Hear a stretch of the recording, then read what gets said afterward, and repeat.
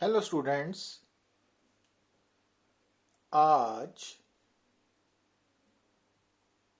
Class +2 unit number 1 electrostatics के 52nd lecture में हमारा टॉपिक है energy stored in a charge capacitor. तो जैसा कि हमने प्रीवियस लेक्चर्स में डिस्कस किया कि capacitor basically an arrangement of two conductors carrying equal but opposite charges. अब जो अनचार्ज कैपेसिटर है उसको चार्ज करने के लिए हम क्या करते हैं, तो नॉर्मली हम उसको बैटरी के साथ कनेक्ट कर देते हैं। तो अब बैटरी क्या कर रही है बेसिकली कि बैटरी कैपेसिटर की एक प्लेट से दूसरी प्लेट की तरफ चार्ज को शिफ्ट कर रही है, और चार्ज को शिफ्ट करने में बैटरी को वर्क करना पड़ रहा है against the electrostatic force.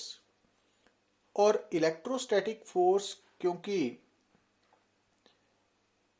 Conservative force है, तो इस कारण जो work done against conservative force है वो स्टोर हो रहा है इन the form of potential energy, और इस पोटेंशियल एनर्जी को हम बोलते हैं इलेक्ट्रिक पोटेंशियल एनर्जी। तो किसी भी चार्ज कैपेसिटर के अंदर जो स्टोर्ड एनर्जी है that is known as electric potential energy. और वो कहाँ से आई है कि जब हम किसी भी कैपेसिटर को चार्ज करते हैं तो उसको चार्ज करने के दौरान work has to be done against the conservative force electrostatic force to transfer charge from one plate of capacitor to another plate of capacitor. तो कोई भी चार्ज कैपेसिटर जो है, क्योंकि उसकी प्लेट्स के ऊपर इक्वल बट ऑपोजिट चार्जेस हैं, तो नेट चार्ज तो जीरो है, बट जो कैपेसिटर है तो उसके अंदर एनर्जी स्टोर्ड है इन the form of electric potential energy. और ये एनर्जी सिर्फ कैपेसिटर के अंदर ही नहीं है। तो अगर आप किसी कंडक्टर को चार्ज करते हो, even then work has to be done, तो उसके अंदर भी इलेक्ट्रिक पोटेंशियल एनर्जी स्टोर होती है। तो अब आपके सामने कैपेसिटर नजर आ रहा है जिसकी कैपेसिटेंस है C, और उसकी प्लेट्स पे चार्ज है +Q -Q, और पोटेंशियल डिफरेंस है V। तो जैसा कि हम जानते हैं कि किसी भी कैपेसिटर के केस में Q is equal to CV। अब एक बात और ध्यान देने वाली है कि जब आप कैपेसिटर की प्लेट्स पे Q चार्ज इंक्रीज करोगे तो Q के इंक्रीज होने के साथ V जो है potential difference between the two plates of capacitor वो भी इंक्रीज करेगा, बट C कांस्टेंट रहेगा। तो जो C है capacitance of A given capacitor, वो इंडिपेंडेंट ऑफ चार्ज और potential difference between the plates of capacitor. तो जो चार्ज है उसका रिलेशन कैपेसिटेंस और पोटेंशियल डिफरेंस के साथ क्या है वो आपको सामने नजर आ रहा है। और आप किसी भी चार्ज कैपेसिटर के अंदर जो इलेक्ट्रिक पोटेंशियल एनर्जी स्टोर्ड है, तो उसका एक फार्मूला इक्वेशन आपको सामने स्क्रीन पे नजर आ रही है, इक्वेशन नंबर 2 ½ CV²। इसको हम शॉर्टली डिराइव भी करेंगे, बट अभी अच्छा दूसरी बात, ये रिजल्ट क्योंकि ½ CV² potential energy stored in a charge capacitor है, तो क्योंकि हमें मालूम है कि C is equal to Q/V, तो अगर हम C is equal to Q/V को इक्वेशन नंबर 2 में सब्स्टिट्यूट करें तो U is equal to ½ QV बन जाएगा इक्वेशन नंबर 3।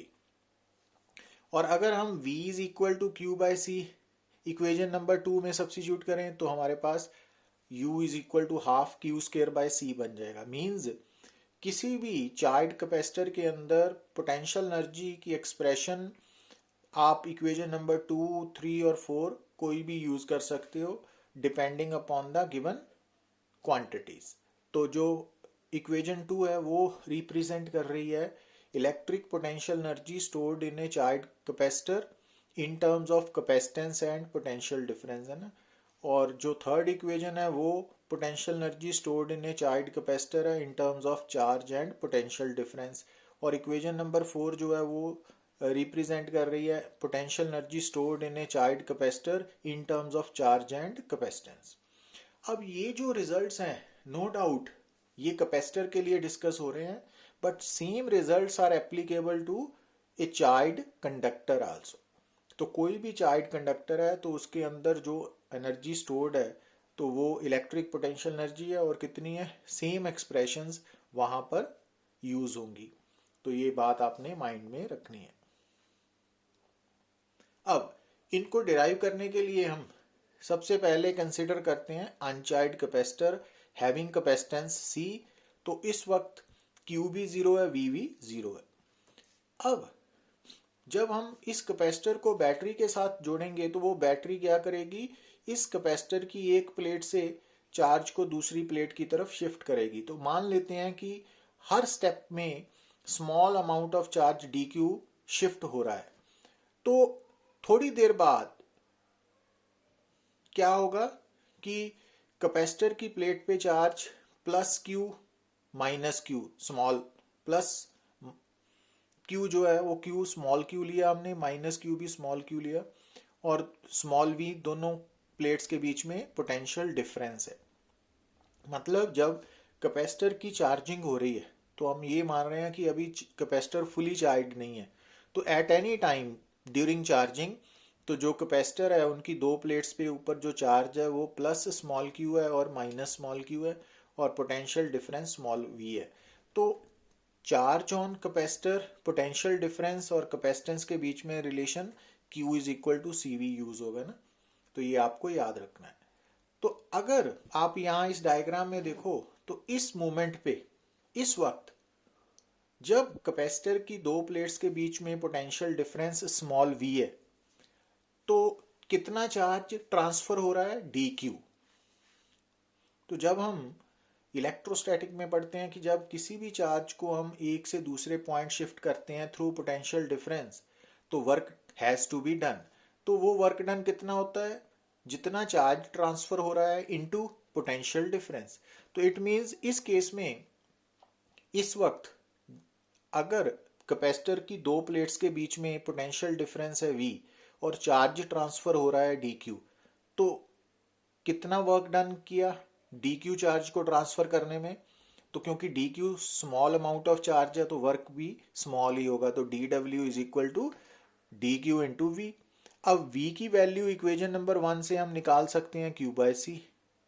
तो ये डी डब्ल्यू हो गया Q बाय सी into D Q.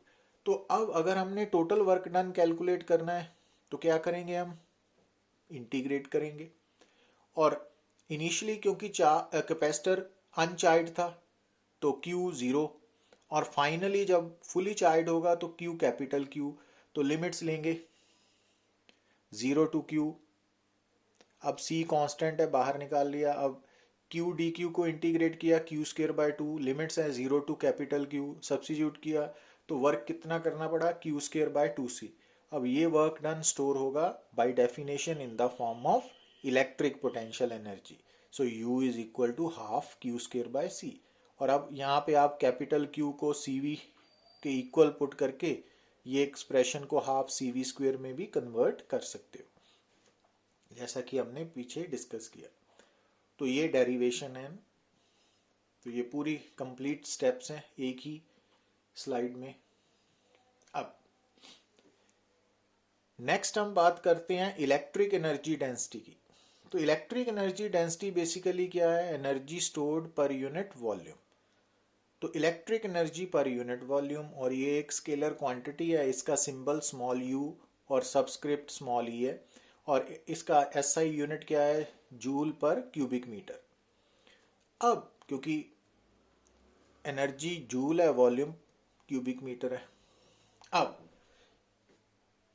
Electric energy density की एक्सप्रेशन डिराइव करने के लिए हम जो इक्विपमेंट है वो हम मान लेते हैं कैपेसिटर है, पैरेलल प्लेट कैपेसिटर। अब पैरेलल प्लेट कैपेसिटर की प्लेट का एरिया ये है, separation between the two plates small d है, और दोनों प्लेट्स के बीच में पोटेंशियल डिफरेंस V है, और दोनों प्लेट्स के बीच में मान लीजिए कि स्पेस वैक्यूम है तो electric field V by D ये relation between electric field and potential difference है, क्योंकि E is equal to minus dV/dr। और अगर इलेक्ट्रिक फील्ड यूनिफॉर्म हो तो हम उसको directly total potential difference over distance between the two points लिख सकते हैं। तो अब क्योंकि पैरेलल प्लेट कैपेसिटर के प्लेट्स के बीच में जो स्पेस है वहाँ पर इलेक्ट्रिक फील्ड यूनिफॉर्म होता है, तो that's why we have written V is equal to V/d।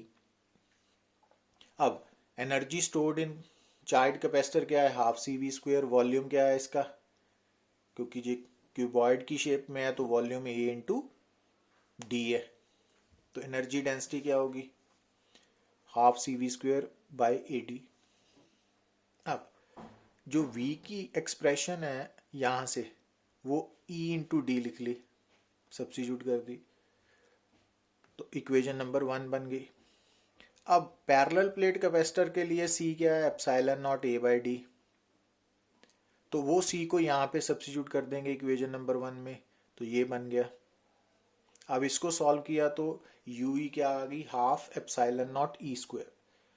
अब नो डाउट जो इलेक्ट्रिक एनर्जी डेंसिटी है उसकी जो एक्सप्रेशन आई हाफ ε0 E², नो डाउट ये एक्सप्रेशन हमने जब डिराइव की तो पैरेलल प्लेट कैपेसिटर के लिए की है, बट ये रिजल्ट हर उस स्पेस में जहां पर इलेक्ट्रिक फील्ड एग्जिस्ट कर रहा है वहां पर एप्लीकेबल है। अगर मान लीजिए कि एक किसी रूम में किसी स्पेस पे हमें इलेक्ट्रिक फील्ड इंटेंसिटी नोन है, तो वहां पर हम इलेक्ट्रिक एनर्जी डेंसिटी कैलकुलेट कर सकते हैं बाय यूजिंग दिस एक्सप्रेशन। और दूसरी बात, यहाँ पे हम मान के चल रहे हैं कि ये वैक्यूम है। अगर वैक्यूम की बजाय कोई मटेरियल मीडियम है तो वहां पर इलेक्ट्रिक एनर्जी डेंसिटी का फार्मूला क्या बन जाएगा, हाफ ε/E²। तो एप्साइलन क्या होगी, उस मटेरियल मीडियम की परमिटिविटी। सो ये इंपॉर्टेंट है और इसको एज सच डिराइव भी करना आना चाहिए और रिजल्ट भी याद रखना है, तो इसको हम न्यूमेरिकल्स में भी अप्लाई करेंगे। अच्छा, अब अगर हम बात करें कि कंसेप्चुअल प्रॉब्लम्स में, जैसे आपको नजर आ रहा है कि ये एक पैरेलल प्लेट कैपेसिटर है, जरूरी नहीं है पैरेलल प्लेट हो, कोई कैपेसिटर है और उसकी दो प्लेट्स पे चार्ज है +Q -Q। और ये चार्ज कैसे पैदा किया हमने, कैपेसिटर को बैटरी के साथ जोड़ा और जब ये कैपेसिटर फुली चार्ज हो गया तो बैटरी को डिस्कनेक्ट कर दिया। तो जैसे ही हमने कैपेसिटर को बैटरी से डिस्कनेक्ट किया तो जो कैपेसिटर है that becomes an isolated system. तो आइसोलेटेड सिस्टम में जो चार्ज है दैट रिमेन्स कांस्टेंट, तो ये बात आपने याद रखनी है। और दूसरी बात, जैसा कि हमने कैपेसिटर्स के केस में किया कि जब हम किसी भी कैपेसिटर के अंदर डाइलेक्ट्रिक स्लैब इंसर्ट करते हैं तो उसकी कैपेसिटेंस इंक्रीज करती है, तो ये रिजल्ट भी आपको भूलना नहीं है। तो अब जब इस चार्ज कैपेसिटर के अंदर हमने डाइलेक्ट्रिक स्लैब इंसर्ट की तो क्या होगा, कैपेसिटेंस बढ़ जाएगी, कैपेसिटेंस बढ़ जाएगी। पर क्योंकि बैटरी डिस्कनेक्टेड है तो ये सिस्टम आइसोलेटेड सिस्टम है, तो आइसोलेटेड सिस्टम में चार्ज नहीं बदलेगा, मींस कि जो प्लेट्स ऑफ कैपेसिटर है वहां पर जो चार्ज है वो जितना इनिशियल है उतना ही फाइनल रहेगा, तो उसमें कोई चेंज नहीं आएगी। पर अगर बात करें कि डाइलेक्ट्रिक स्लैब इंसर्ट करने के बाद पोटेंशियल डिफरेंस पे क्या फर्क पड़ेगा, तो आपको मालूम है कि V is equal to Q/C। अब क्योंकि यहाँ पर बैटरी के डिस्कनेक्टेड होने के कारण ये आइसोलेटेड सिस्टम में Q कांस्टेंट है, पर डाइलेक्ट्रिक स्लैब के इंसर्ट करने के कारण C बढ़ गया तो V डिक्रीज करेगा। इलेक्ट्रिक फील्ड V/d है, तो अब क्योंकि V कम हुआ तो E भी कम होगा, डिक्रीजेज। D तो कांस्टेंट है, वो तो सेपरेशन है ना। और जो इलेक्ट्रिक पोटेंशियल एनर्जी है वो ½ Q² C है। अब यहाँ पे ½ Q² C क्यों यूज किया, क्योंकि Q कांस्टेंट है, सिर्फ एक वेरिएबल पे डिपेंड हो रहा है ना U, तो अगर C बढ़ेगा तो U कम होगा। तो इट मीन्स जब किसी भी डाइलेक्ट्रिक स्लैब को हम चार्ज कैपेसिटर के अंदर इंसर्ट करेंगे और उस वक्त बैटरी डिस्कनेक्टेड है तो कैपेसिटेंस बढ़ेगी, चार्ज कांस्टेंट रहेगा, potential difference, electric field, electric energy, ये तीनों डिक्रीज करेंगे। ये हमने एक्सप्लेन कर दिया ना। अब अगर यहाँ पे देखिए आप कि अगर आप डाइलेक्ट्रिक स्लैब को इंसर्ट कर रहे हैं in a charge capacitor with battery remains connected, तो बैटरी लगी हुई है, तो जब बैटरी लगी हुई है तो बैटरी क्या प्रोवाइड करेगी, constant potential difference between the two plates of capacitor. तो जब in the presence of battery dielectric slab को इंसर्ट करेंगे तो potential difference between the two plates of capacitor before and after वो सेम रहेगा। पर डाइलेक्ट्रिक स्लैब के insert करने से कैपेसिटेंस ने हमेशा इंक्रीज करना है, तो ये बात नहीं भूलनी, चाहे बैटरी कनेक्टेड है चाहे डिसकनेक्टेड है। तो इट मीन्स कैपेसिटेंस तो बढ़ेगी पर V कांस्टेंट रहेगा।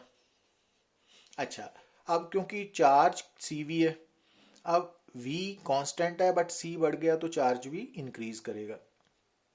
अब इलेक्ट्रिक फील्ड V/D है, तो अब V कांस्टेंट है तो E भी कांस्टेंट रहेगा। और energy stored half CV² use करेंगे हम, क्योंकि यहाँ पे V कांस्टेंट है ना। तो अगर हम यहाँ पे हाफ Q² यूज करते तो Q भी वेरिएबल था, तो दो वेरिएबल्स के साथ नेट रिजल्ट निकालना मुश्किल है, तो इट मीन्स हाफ CV² को प्रेफर किया यहाँ पे। अब V कांस्टेंट है तो C U directly proportional to C, तो U इंक्रीज करेगा। तो इस तरह से आपने ये बातें याद रखनी है।